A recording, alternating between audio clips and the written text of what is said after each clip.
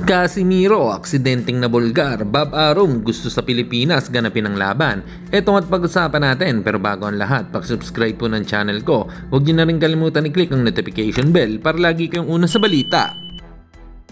Pag-usapan nga po natin mga kaboxing update sa mga laban na parating.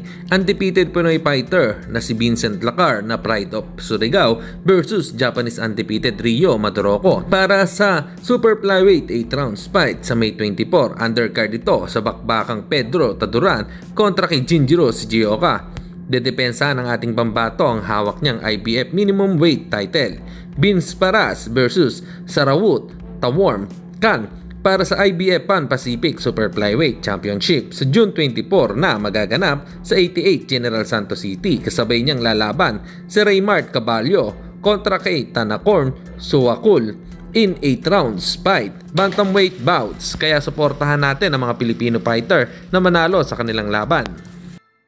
Samantalang Navarrete versus Suarez 2, Top Rank CEO Bob Arum ay gusto umano ang rematch sa pagitan ni Suarez at Navarrete at nagsuggest pa ito na sa Pilipinas ganapin ang rematch. Sa bagamat bad news dahil papaano matuloy ang rematch, mismong kampo ni Navarrete nag-aalangan na labanan si Suarez sa rematch. May naririnig ba kayo sa kampo nila na interesado pa silang lumaban?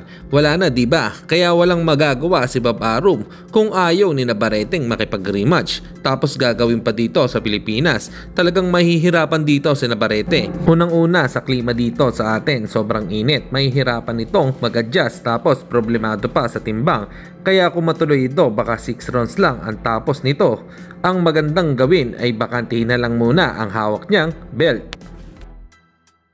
At sa kabilang balita naman tayo mga kaboxing, tila Coach Jason Casimiro aksidenteng nabulgar na meron na pala silang promoter. Bagamat hindi nito binanggit kung sino ito, dahil yung promoter nila ay gustong ikasa ang bakbakang Nonito Donaire Jr. versus Janrel Casimiro na gustong ganapin sa Pilipinas. Inano kasi namin na kasi ang bala kasi hindi na namin banggitin yung pangalan, ang bala kasi ng promoter namin na sa Pilipinas magkaroon ng malaking laban. So sino pa ba yung in-expect ng mga tao na magkaroon ng malaking laban? Siyempre, Casimiro versus Donaire.